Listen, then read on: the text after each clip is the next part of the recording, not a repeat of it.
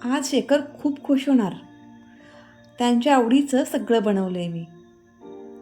थोड्याच वेळात आतून ट्रे घेऊन येत शैला म्हणाली. आणि हे काय? शेखर कुठे आहेत? बाहेर करणला एकट्यालाच बघून शैला म्हणाली. त्यांना मस्त मूड लागलाय स्टोरीचा. ते गेले खोलीत निघून. ब्रेकफास्ट नकोच म्हणत होते. मग खोलीतच पाठवून दे म्हणाले आणि गेले. करण. शैलाने काही न बोलता ट्रे टेबलावर ठेवून दिला. तिला आलेला राग तिच्या चेहऱ्यावरून दिसून येत होता. करणने काही न बोलता ब्रेकफास्टचा तो ट्रे उचलला आणि शेखरच्या खोलीत निघून गेला. करण बाहेर आला तेव्हा शैलानं आपला मूड सावरला होता आणि आमलेट बटर लावलेल्या ब्रेडमध्ये सँडविच करून तिनं खायला सुरुवात केली होती. करणही समोरची खुर्ची ओढून ब्रेकफास्ट करायला बसला.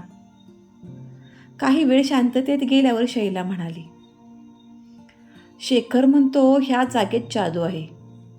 इथे आला की त्याला अडलेली कथा अगदी वेगाने पुढे सरकते. मग तो आपल्याच विश्वात रममाण होतो. असो, आजपर्यंत आम्ही आलो तेव्हा रामू काका असायचे बरोबर. निदान आता तू तरी आहेस. शेखरकडून वेगळी अपेक्षा करण्यात अर्थच नाही. चल, मी तुला आमची प्रॉपर्टी दाखवते. असं म्हणून शैला उठली. करणचा ब्रेकफास्ट खरं तर व्हायचा होता, पण शैलाबरोबर जाण्याचा मोह वेगळाच. शिवाय त्याला आजूबाजूचा परिसरही अभ्यासायचा होता. लपून छपून करण्यापेक्षा हा पर्याय चांगला होता. त्याने पटकन एक सँडविच उचललं आणि तो शैलाबरोबर चालू लागला. साधारणपणे 5-5.5 वर्षापूर्वी शेखर त्यांचं पहिलं थ्रिलर पुस्तक हिट झालं त्यावेळी आम्ही ही जागा घेतली आणि मग हळूहळू करत इथं बांधकाम करून हा विला उभारला. शैला बोलता बोलता आजूबाजूची बाग, विलाच्या मागची बाजू, परिसर करणला दाखवत होती. आणि हा रस्ता कुठं जातो? विलाला जोडणाऱ्या त्या एकमेव रस्त्याकडे बोट दाखवत करण म्हणाला. चल जाऊ तिकडे, खूप मस्त वाटतं. गर्द झाडी आहे, छान गार असतं एकदम, शैला आनंदानं म्हणाली. मागच्या वेळी शेखर आले तर सोबत आलेच नाहीत माझ्या आणि मलाही एकटीला नाही जाऊ दिलं. म्हणे वन्य प्राणी असतील. शैला बोलता बोलता त्या रस्त्यानं चालू लागली. बऱ्यापैकी पुढं गेल्यावर शैला म्हणाली. तसं खरं हवेत गारवा वाढला होता. दाट झाडीमुळे सूर्यप्रकाशही कमीच होता. साधारणपणे 1 किलोमीटर चालल्यावर एका बाजूला थोडीशी मोकळी जागा होती आणि काही मोठमोठे दगड. शैला एका दगडाला टेकून थांबली. तुझी आणि शेखरची ओळख कशी झाली? तू म्हणाली सकाळी हॉटेल किचनमध्ये काम केलेस म्हणे, करणने विचारले. मी मुंबईला एका पबमध्ये काम करत होते. तिथे शेखर यायचे त्यांच्या मित्रासोबत. खूप हॉट होता त्यावेळी दिसायला, शैला. करणने नकळत डोळे आश्चर्याने मोठे केले आणि शैला मनापासून हसली. तिने आपल्या मोबाईलच्या फोटोची गॅलरी उघडली आणि शेखरचा जुना फोटो करणला दाखवला. डोंट टेल मी हे शेखर आहेत. करण डोळे विस्पारून मोबाईलवरच्या त्या फोटोकडे बघत होता. साधारण 30च्या आसपासच्या एका हँडसम तरुणाचा फोटो होता तो. जिम करून कमावलेलं शरीर, कवर्ड बायसेप्स, गोरापान चेहरा, अंगावर उंची कपडे आणि कुणालाही भुरळ पडावी असं हास्य. विश्वास नाही ना बसत? हॉर्लेवरून यायचा तो पबमध्ये. पुस्तक क्षेत्रात नुकतंच नाव होऊ लागलेलं. खानदानी श्रीमंती होतीच. मलाच काय, पण पबमध्ये काम करणाऱ्या प्रत्येक मुलीला आवडायचा तो. शेखर माझ्यापेक्षा 10-11 वर्षांनी मोठे, पण तरीही खूप यंग वाटायचे. आमची हेड वेट्रेस टीना तर जाम फिदा होत्या त्याच्यावर. तो आला की नेहमी झुलत झुलत त्याच टेबलापाशी जायच्या. मुद्दाम त्याच्याशी लगट करायच्या, हसायच्या, हसून बोलायच्या. काही विचारू नकोस. पण हे सर्व चालू असताना त्यांची आणि माझी नजरानजर व्हायची. आधी योगायोगानंच, पण नंतर नंतर हे नेहमीच व्हायला लागलं. त्या दिवशी टीना आली नव्हती.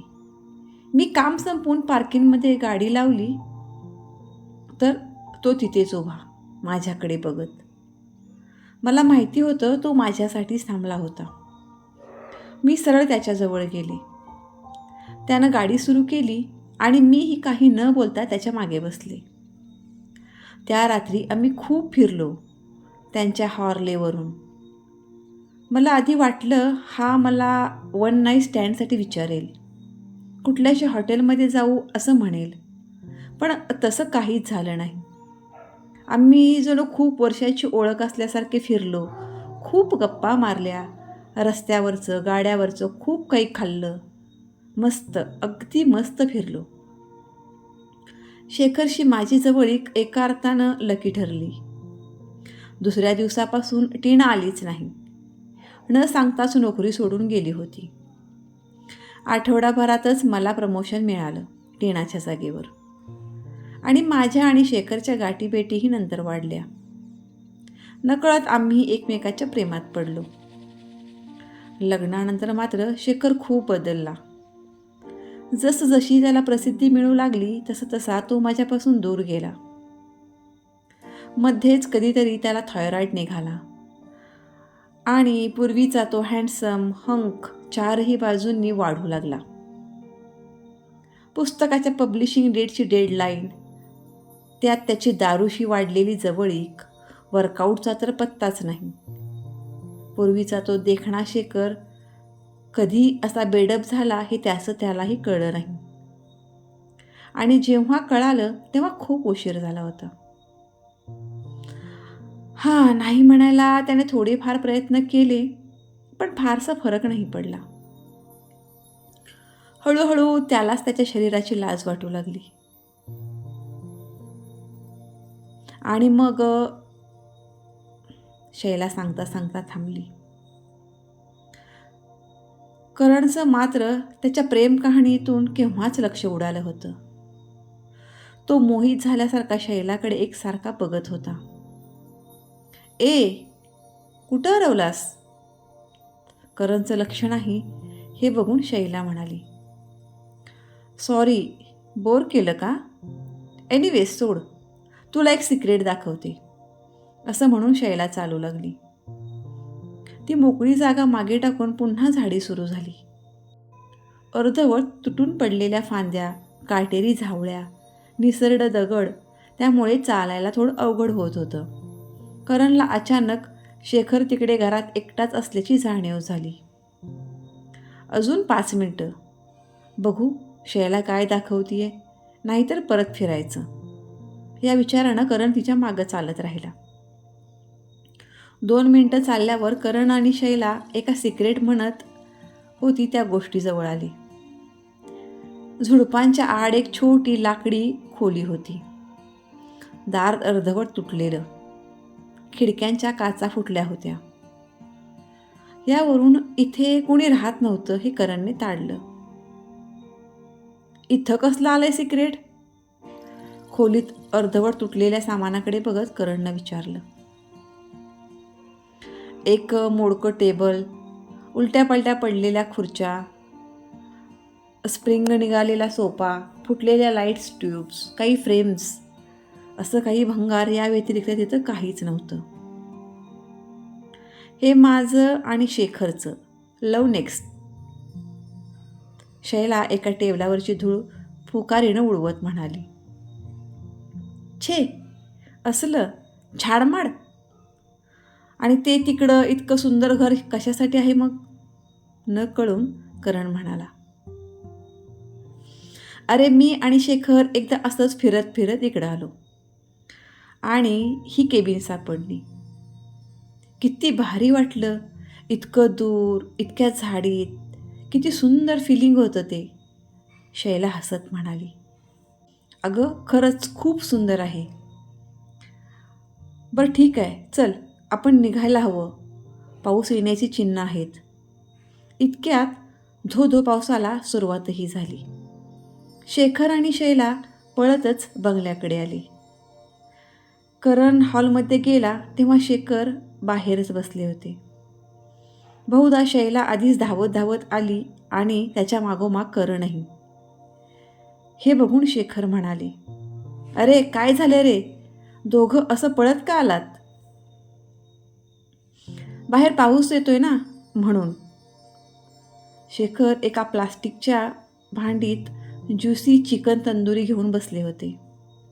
त्यावर लावलेल्या सॉसमुळे त्याचं सगळं तोंड भरलं होतं. तंदूरचा एक मोठा पीस तोंडात टाकला. उलटे हाताने ओठावरील सॉस पुसला आणि शेखर म्हणाले, "कुठल्या बाजूला गेला होता? शैलानं सिक्रेट केबिन दाखवली की नाही?"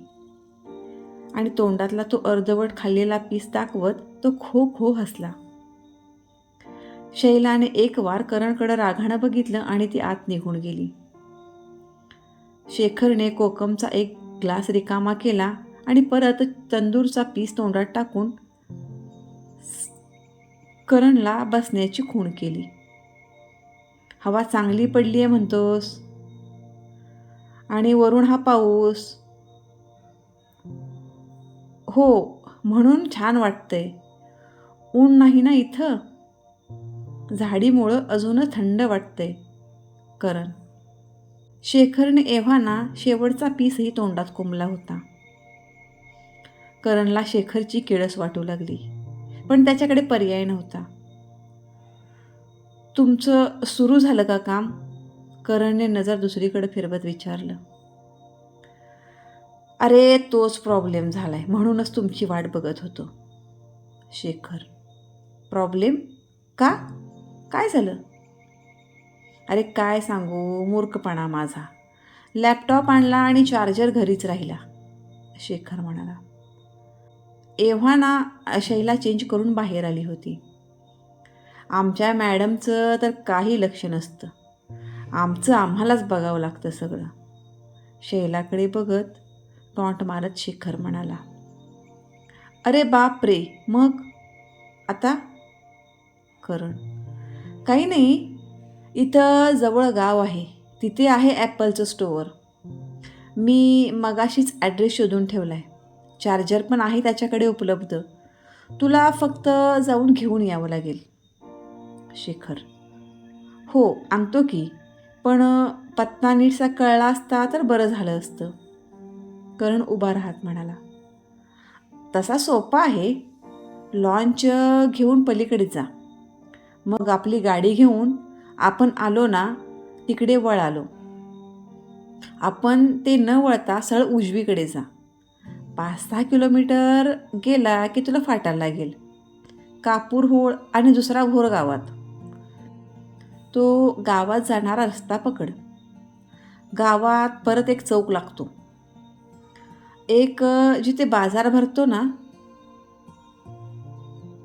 "मला कसं माहीत असेल? मी पहिल्यांदाच आलोय." "बरं इट्स ओके, मी विचारेन पुढं." करण. "सोड, नाही सापडणार तुला लगेच. फार गल्लीबोळ आहेत. एक काम कर, शैलाला घेऊन जा बरोबर." शेखर अचानक म्हणाली. "शेखर प्लीज, मी?" शैला. "Please darling." शैलाचं वाक्य मध्येच तोडत शेखर म्हणाले. "त्याला नाही सापडणार. आणि हे बघ, ते तंदूर आण अजून बोरवाकीचे. मागच्या वेळी आपण आणले होते ते दुकान आठवते ना? आणि हा मंचुरियन सॉस. आणि प्लीज कोल्ड्रिंक्स पण आण. फ्रीजमध्ये खूपच कमी दिसत आहेत." शैलाला बहुधा हे नेहमीचंच होतं. तिने ऐकून न ऐकल्यासारखं केलं आणि आवरायला आत निघून गेली. "करण, मी बोलतोय त्यांच्याशी. तरी पण विचारलं तर मॅकबुक प्रोचा चार्जर हवाय असं सांग." शेखरने करणला जुजबी माहिती दिली.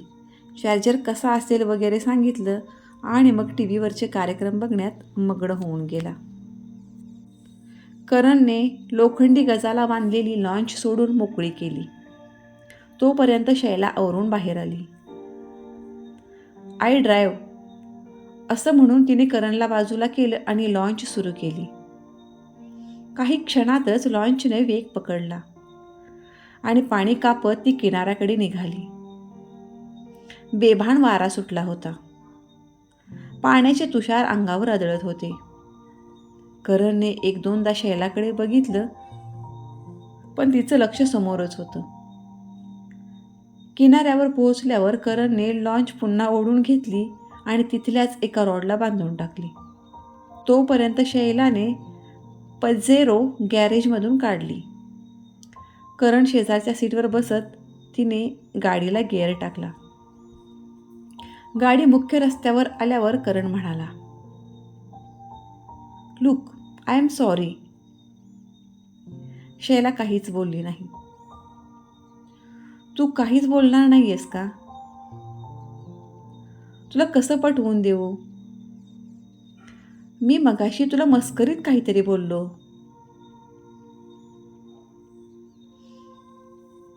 खूप वेळ शांत बसत शैला म्हणाली, एनिवेज, सोड तो विषय. बरं झालं तू माझ्याबरोबर आलीस. करण विषय बदलत म्हणाला. का? मग तुझ्या एकटीवर मी शेखर सरांना सोडून आलो नसतो का? मग काय, एकतर तू सकाळी सरांच्यावर चिडली होतीस. हो, आता दुपारी काय काय करणार होतीस? काय करणार? जेवण करून झोपणार होते. एक्झॅक्टली. आणि झोपल्यावर तुला स्वप्न पडतात आणि मग ज्या लोकांवर तू चिडलीस त्यांचा खिमा करतेस, हो ना? शैलाच्या डोळ्यात बघत करण म्हणाला. करणच्या त्या लॉजिकने शैलाला हसू आलं. मी इतकी पण नव्हते चिडले शेखरवर. शैलाने आपले केस हाताने नीट करत म्हटलं, बरं बरं, आणि माझ्यावर पण नाही चिडली आहेस ना? नाही. गुड. मग आता आपण गावात आलोच आहोत, तर तुला जे हवं ते घे. नाही करण, मगाचाही माझा मूर्खपणाच होता. शेखर माझ्याशी कित्येक महिने नीटसे वागत नाहीत, नीट बोलत नाहीत, मला वेळ देत नाहीत. सतत आपलं तो सोबत लॅपटॉप आणि चरायला काही झालं की बस. हे सगळं दृश्य बघून मी वैतागली रे. म्हणून थोडंसं पहिल्यांदा मी खूप चिडचिड करायचे त्याच्याशी, मला वेळ दे म्हणून भांडायचे, पण त्याचा काहीच उपयोग झाला नाही. मी त्याच्या घरातील एक शोभेची बाहुली, बहुतेक लोकांना दाखवायला, बघा माझी बायको कशी हॉट, बघा माझा ग्रेटनेस, कसली सुंदर मुलगी पटवली आहे. हवेत रागाने हातवारे करत शैला बोलत होती. अर्थात म्हणून माझा पाय घसरावा किंवा मी पायरी सोडून वागावं हे योग्य नाही. शेखरनं कधीच माझ्या पाठीमागे व्यभिचार केला नाही. ठीक आहे, तो आता पूर्वीसारखा हॉट राहिला नाही, पण तो माझ्याशी एकनिष्ठ आहे. खूप आजूबाजूला फ्लर्ट करणाऱ्या मुली होत्या त्याच्या, पण कधीही त्यानं मला फसवलं नाही आणि मी सुद्धा तसं करता कामा नये. सो करण, तो सगळा मूर्खपणा विसरून जा. आणि मीही विसरली आहे. निदान शेखर जिवंत असेपर्यंत तरी मी असा विचार मनात आणूही शकत नाही. आणि तूही विचार मनातून काढून टाक.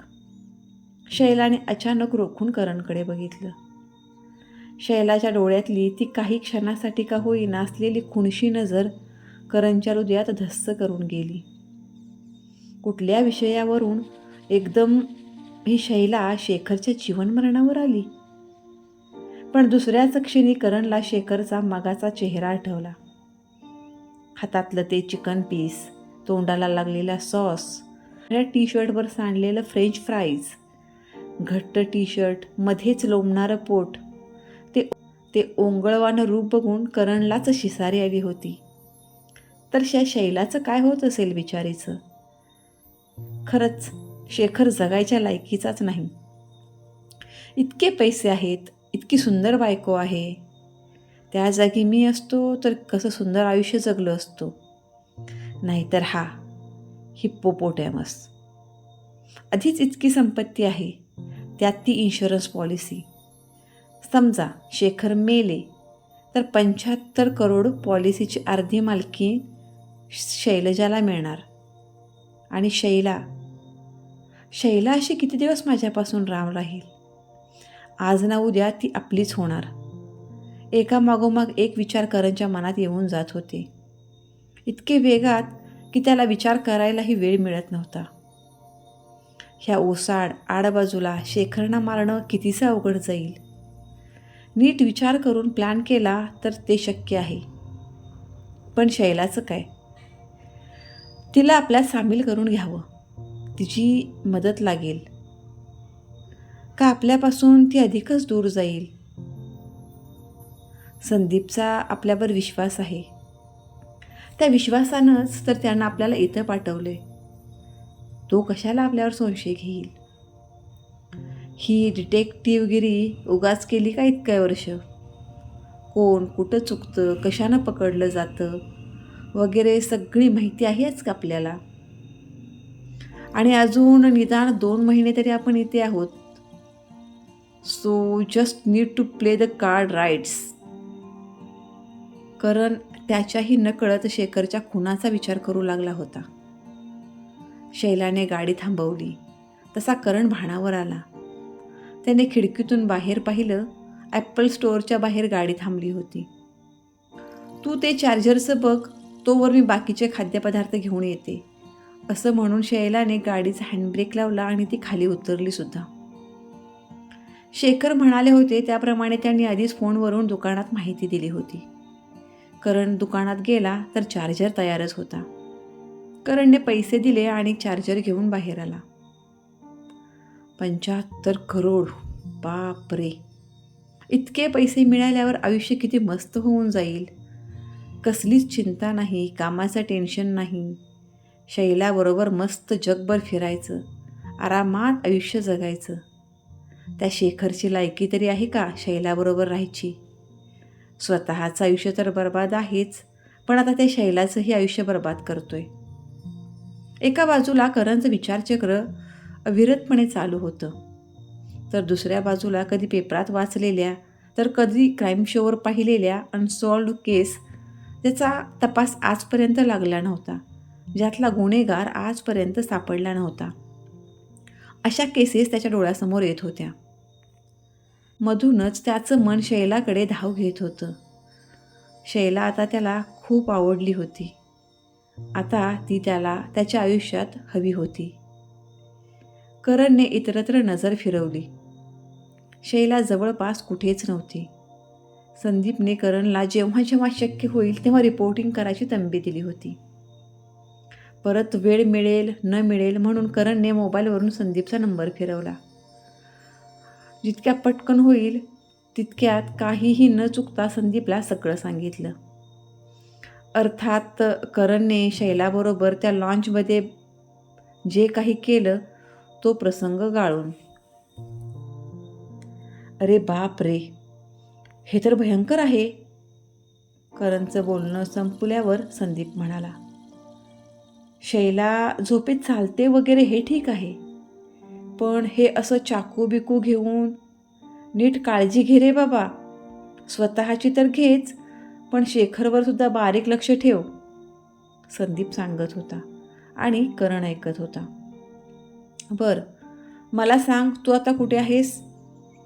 म्हणजे ते फार्म हाऊस नक्की कुठल्या भागात आहे? संदीपनं विचारलं. मी आत्ता बामनोलीला आहे. मला वाटतं ते फार्म हाऊस वासोटा फोर्टच्या बाजूने बॅकवॉटर आहे ना, तिथेच मध्ये कुठेतरी आहे. करण, ओके. आणि तो जो कच्चा रस्ता म्हणालास तो कुठल्या गावातून येतो? नाही माहीत संदीप, मला अजून तितकासा अंदाज आलेला नाही आहे, पण मला जसं जसं कळेल तसं मी रिपोर्ट करेन. करण बोलत असतानाच शैला शॉपिंगच्या 2-4 बॅगा घेऊन येताना दिसली. ओके संदीप, शैला मॅडम येत आहेत. मी नंतर जमेल तेव्हा कॉल करेन. करण, ओके, टेक केअर, बाय, असं म्हणून संदीपने फोन ठेवून दिला. शैला गाडीजवळ येईपर्यंत करण ड्रायव्हिंग सीटवर येऊन बसला होता. शैलाने मागचं दार उघडून शॉपिंग बॅग्स आत फेकल्या आणि आतमध्ये बसण्यासाठी पुढचं दार उघडलं. तोच तिच्या कानावर परिचित आवाज पडला. Good afternoon mister Shekhar. Good afternoon mister Vikram. Good afternoon inspector Vikram. मागे वळून बघायच्या आधीच शैला म्हणाली. शैलापासून काही अंतरावरच एक राखाडी रंगाचा सफारी घातलेला साधारण 40शीतला माणूस उभा होता. डोळ्यावर एव्हिटरचा स्टाईलचा मोठा गॉगल असूनही त्याच्या नजरेतली जबर करणला जाणवली. त्याने करणकडे काही क्षण रोखून पाहिलं आणि मग शैलाकडे वळाला. शेखर कुठे आहेत? इन्स्पेक्टर विक्रमने शैलाला विचारलं. फार्म हाऊसवर. त्याचा चार्जर राहिला घराकडे, म्हणून आम्ही नवीन चार्जर आणायला आलोय. हा कोण? डोळ्यावरचा गॉगल काढून 2 बोटं फिरवत विक्रम म्हणाला. हा करण. ह्यावेळी रामू काका येऊ शकले नाहीत. करण इज हेल्प प्लस शेखरचा बॉडीगार्डसुद्धा. शैला. बॉडीगार्ड? मॅडम, आम्ही असताना शेखरना बॉडीगार्डची गरज पडावी? अहो, एक फोन करा, क्षणार्धात हजर होऊ की आम्ही. विक्रम काहीसा कुत्सित हसत म्हणाला. त्याच्या चेहऱ्यावर करणबद्दलची नापसंती स्पष्ट दिसत होती. विक्रमला करण फारसा आवडला नसावा आणि करणच्या बाबतीतही तेच घडलं. त्याला तो विक्रम अजिबात आवडला नव्हता. त्याची ती भेदक नजर करणला अस्वस्थ करत होती. जणू तो करणचं मन वाचत होता आणि म्हणूनच काही क्षणापूर्वी शेखरच्या खुनाचे विचार पुन्हा मनात येऊ नयेत म्हणून करण कसोशीनं प्रयत्न करत होता. जणू ते विचार विक्रमला कळाले तर.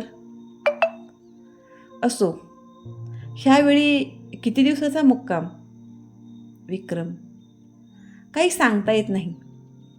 शेखर नवीन कथेवर काम करत आहेत. कदाचित 2-3 महिने नक्कीच. अरे वा, म्हणजे पाहुणे बरेच दिवस आहेत ह्यावेळेस. चला, ह्यावेळी नक्की चक्कर टाकेन तुमच्या फार्म हाऊसवर. आणि शेखरना नमस्कार सांगा माझा. आणि मुद्दाम करणकडे बघत म्हणाला. आपली भेट होईलच लवकर.